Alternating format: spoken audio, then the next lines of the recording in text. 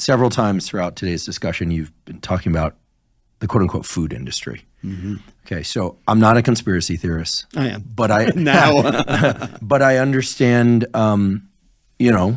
that most businesses exist to make money. Yeah. Many businesses start off with good intentions and drift in order to stay competitive. Right. Indeed. But what you've alluded to several times here, and you're more informed than I am, is a concerted effort to lace food with a form of sugar that makes people crave more of that food, and that is causing metabolic illness, disrupting mitochondria, and on and on. Exactly. What do you think are the barriers to getting people to appreciate just what a problem this is, and getting people to change their choices in terms of what they're eating? Are they truly addicted to the point where they are sick? They can't make good decisions, like a drug addict who's highly addicted to heroin is a sick person. They have an illness and they need treatment, but until they get that treatment, they can't make good decisions. Let's take an analogy. Alcohol.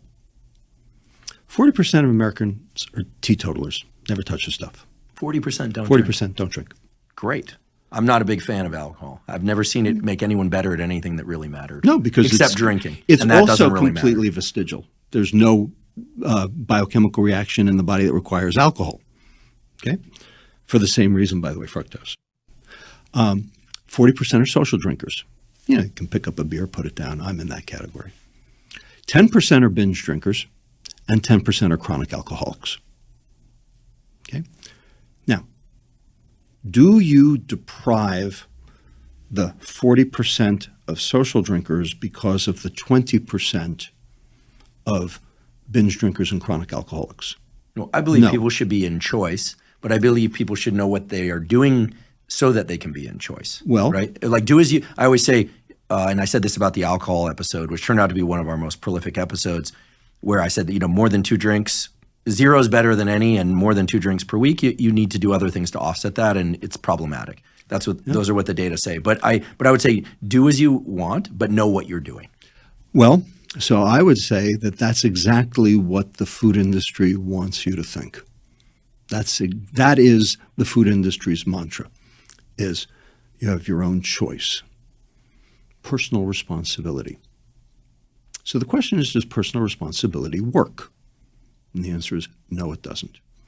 Every public health debacle in the history of mankind started out as a personal health issue before it became a public health crisis. And you can pick your personal responsibility issue, whether it be exposures, whether it be addictions, whether it be infections. Bottom line is, ultimately, it required a societal response. Okay? We can talk about syphilis. We can talk about tuberculosis, ultimately needed a public health response. We can talk about teen pregnancy. We can talk about tobacco. Tobacco ultimately needs a public health response because the sheer enormity of it and the egregiousness of it requires that public health response. Well, it turns out this is no different. In order to exercise personal responsibility, 4 criteria have to be met. Those 4 criteria are the following. Number 1, knowledge. You have to have the knowledge, because if you don't have the knowledge, then how can you exercise personal responsibility? Well, in fact, the public's being kept from the knowledge. We're doing this now in part to entrain that knowledge, to get people to understand what the problem is. Yeah, I consider myself pretty informed about nutrition and health, but already today I've learned 24 facts about processing of fructose and calories generally that I had no knowledge of prior. Well, that's good, okay? Because it's not about the math. It's about the science, okay? They want it to be about calories. So we have this thing called food science, we have this thing called nutrition, and we have this thing called metabolic health. They are not the same. Mm-hmm. Food science is what happens to food between the ground and the mouth. Nutrition is what happens to food between the mouth and the cell. Metabolic health is what happens to food inside the cell. But all of the chronic diseases that we are suffering from, type 2 diabetes, hypertension, dyslipidemia, cardiovascular disease, cancer, dementia, fatty liver disease, polycystic ovarian disease, those 8 diseases, which make up 75% of healthcare expenditures in this country today, are all inside the cell because they are all mitochondrial dysfunction. And there is no medicine that gets to the mitochondria. Although you and others at Stanford, Harvard, et cetera, are starting this with the metabolic psychiatry being one instance, right? Indeed. And UCSF as well. Forgive me, I should Yes. mention UCSF up front. Your home institution, a wonderful institution right up the road from Stanford. So, things are changing. People are starting to think about mitochondrial health. They are. Okay, so you list off the first thing. You said there are 4 things that stand as barriers. First one was knowledge. Okay. Second, access. Because if you don't have access, then how can you exercise personal responsibility? It's access to healthier alternatives. Exactly. Which means cost effective. I mean, I love berries from the farmer's market more than I love berries from the store. I love the farmer's markets generally, but it takes time, energy to go there. And the cost is actually lower at the level of what you hand the vendor, typically. Right. But volume is tough to achieve. Right. They actually have me at a quota. I'm not allowed to buy as many berries as I want because obviously there are other people who want berries. Yep. So there's that, right? People have to feed their family we're used to eating a lot of volume. But you're able to at least go there.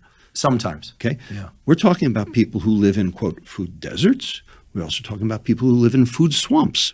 Okay. And when we're talking about food swamps, we're not talking about a plethora of healthy foods. We're talking about all the junk. That's what they live in the swamp of junk. So if you live in the swamp of junk, how are you supposed to exercise personal responsibility? Number 3, affordability. So you have to be able to afford your choice, and society has to be able to afford your choice. And right now, we can't afford that choice because healthcare costs right now are at $4.1 trillion a year. But like so many things in behavioral economics and health, it's so hard for people to see that the immediate choice is leading to a higher cost down the road. There are just too many nodes of separation for people to realize, hey, when I'm reaching for this cereal as opposed to making waffles for my kids from scratch, or they're thinking time efficiency, cost efficiency, volume, the kid's not throwing tantrums because they're no longer getting the cereal. And it's very difficult to see this is the reason why healthcare costs are going up. There are just too many nodes of separation. Well, couldn't agree more. But ultimately, it's because the government separates and silos food industry profits from healthcare costs. If you actually combine those, because they ultimately are the same, you would see the problem. So globally, the food industry grosses $9 trillion a year. Healthcare costs globally cost $11 trillion a year, dietary-related healthcare costs. Environmental costs cost $7 trillion a year, and productivity costs cost $1 trillion a year. So when you do the math, 9 minus 11 minus 7 minus 1 means that there is a $10 trillion a year deficit because of us cleaning up the mess that the food industry makes. And while numbers like That's not affordable. Right, I agree. And while numbers like that land really hard, I find that for myself and for many people, statistics like that are hard to keep in mind in a way. There's something about the human brain that hears that and goes, whoa, or like that war costs that much and this food issue costs that much. Yep. And then we go to the store and we're hungry. Right. And the kids are hungry. And so those nodes of separation, it's almost like a neural / memory / prefrontal cortex issue to me. And of course I look at everything through the lens of neurobiology. Me too. Not everything, but most everything. And so how could I not? How could we not? But then the issue is, well, there's still food on the shelves.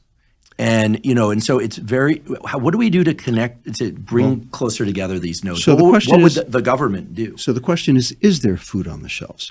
Let me finish the 4th one, and then I want to come back to that point. Let me just, finish a concept. Yeah. So affordability. And number 4, externalities. Your choice can't hurt anybody else. But what if your choice does hurt somebody else? So, like for tobacco, secondhand smoke. Right. For alcohol, drunk driving. What was the argument for teen pregnancy, that someone else was going to have to raise the kids? Exactly. All right. But what about for food? Okay. Well, how about the fact that your employer, Stanford University, has to pay $2,750 per year in obesity-related health care expenses that they have passed on to you, even though you're not obese? That is affecting you. So that guy's obesity right there, that is affecting you. But there